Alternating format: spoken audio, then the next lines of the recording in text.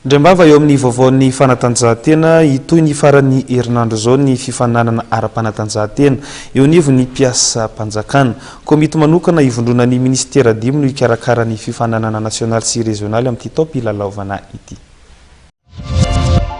Ny antony isiana eto atao amin'izao fotoana zao dia ny fisian'ny décret 2017 numéro 2017-515 mikasika ny réforme le sport d'entretien fonctionnaire et des agents de l'État et des compétitions omnisport interservice public à Madagascar.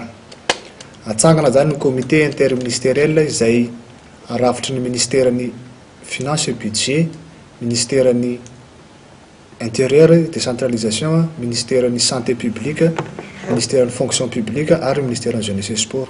Io zany mandrafitra le comité interministériel izay hikarakarany ny championnat régional sy ny championnat national atao any Toliara amin'ny taona 2017 ary handrafitra ny fandrindrana ny fifidianana ho an'ny association zay hitatana ny président zay hitatana ny association mahakasika ny fanaovany fitezany fampiasam-panjakana ny ara-batana.